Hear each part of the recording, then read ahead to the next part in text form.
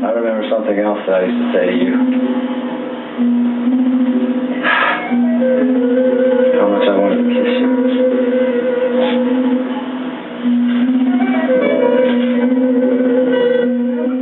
Jodie, it's Bobbie. Where are you? I'm at the Whitney house.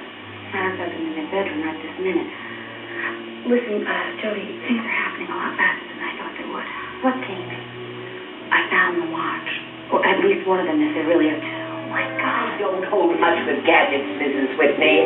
The old-fashioned way is good enough for me. Well, I thought you wanted to know where everything is. The best thing you can do for me is type out a list of all those things your mister won't eat. I'll hang it on the wall next to an autographed picture of Julia Child. Ah, there you are, Raven. This is the last room in the house where I expect. Geraldine, this is Hermione Motherwell, our new cook. This is Mrs. Geraldine Saxon. How do you do? Nice to meet you, Mrs. Saxon. Maybe you'd like to type me out a list, too. Don't worry, Geraldine will eat anything. I beg your pardon. I mean, she's not as fussy as my husband. Well, I'm glad to hear that. One in the family is all I can handle. If you'll excuse me, I have a few things to attend to. I hope you'll be very happy here, Mrs. Motherwell. Oh, call me Hermione. Motherwell is such a funny name. All right. Good. She has character. That's a good thing. All my best cooks have character. I just hope she doesn't have too much character. You know how Skylar is. Raven, judge her by her meal. I've had half a dozen cooks in my lifetime, and a good one is worth a bit of personal irritation. Is that fresh coffee? Yes, it is. Now, you had a visitor this morning, eh? Detective Tyler. Yes, I did. Is there any trouble? No, not at all, but I wish you wouldn't tell Skylar that Damien came. You know how he hates him. Yes, I was rather surprised that he would come around, except on official business.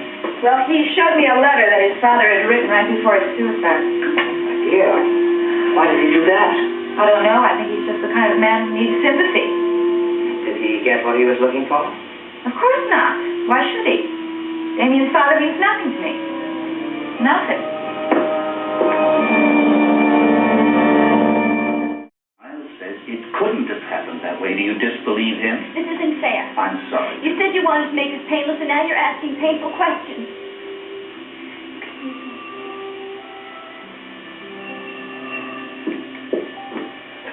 Hello? Jodie, it's Bobbie. Where are you? I'm at the Whitney house. Sarah's up in their bedroom right this minute. Listen, Jodie, things are happening a lot faster than I thought they would. What things? I found the watch. Or at least one of them, if there really are two. Oh, my God. The thing is, I can't tell. I don't know what the tune is because I dropped the damn thing. So now what are you going to do? Well, I've got to get it fixed. But that means I've got to get it out of this house. Mr. Karr, wait. There's a question I'd like to ask you. That's fair enough. You remember the business about Sky's watch? Of course I remember. Yeah, I know you must think I'm crazy for saying what I did, that I saw Gunther and he had Sky's pocket watch. Well, it was something we had to explore. But it really didn't help much, did it? I mean, since Sky had a different watch. Even you agreed. The watch you had seen played a different melody. Yes, I agreed. Tell me something. What if you had a watch in your hand and it was exactly like the one I described, and it did belong to Sky? Do you have such a watch? Well, could you just tell me what you would do? Well, I'd have to reconsider your theory that Skylar Whitney was at the dance studio before the police arrived and may have contributed to Gunther's death. You really mean that? Well, I meant it the first time. The theory was valid. It was just that the watch wasn't. Jodie, are you telling me you discovered a second watch?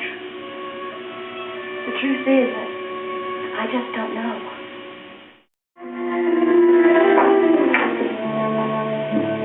Short conversation, long face. How come?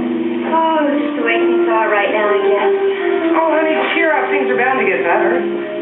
Well, they can't get any worse. You planning a visit to Cavanaugh? Are you going to see him this morning? Yeah. Well, look, I've got to be going in a minute or so. Can I give you a lift? Sure. I could use a lift. Well, maybe once you see Gavin, you'll feel better. Oh, I doubt it. Especially since I'm not bringing him any good news. There's nothing to tell him. Nothing's happening. Why don't you talk about other things with Gavin? Things other than his trouble. I do. At least I try. Miles, only surface conversation. And then we always end up back at the same old place where we started. Mrs. C. Does your secretary talk talked to you a lot about Dr. Cavanaugh. Well, I hadn't noticed that Nora talks to me about Miles any more than anyone else does. Yeah, I did. I couldn't help but notice it. What? I'm sorry, I don't understand what you mean. Yeah, what I mean is, every time Nora hears the name Jinx Avery, she looks like the cat that swallowed the cream. No, I think you're mistaken about that. No, I'm not. Look, I just don't want her filling up your head with a lot of nonsense about... About what? About Dr. Cavanaugh and that woman. That's what. Nora is doing nothing of the kind, I can assure you. Mrs. Goodman, I have a lot of things to occupy my mind right now besides that nonsense. Well, I'm sorry to have brought up something so unpleasant about this clear lady speech.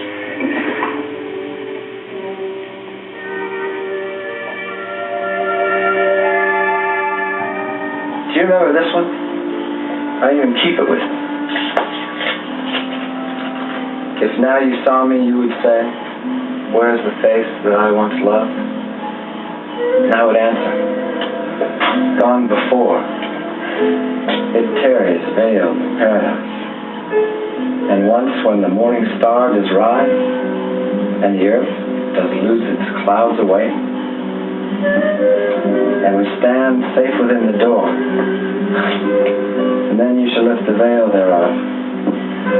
Look up, rise up, for up above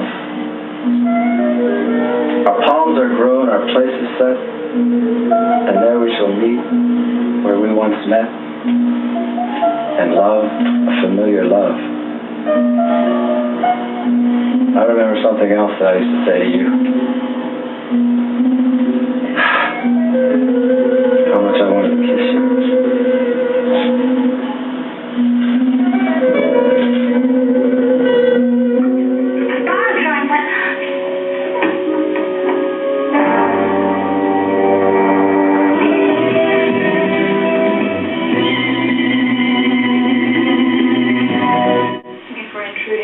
Personal life, but we do need you in the dining room.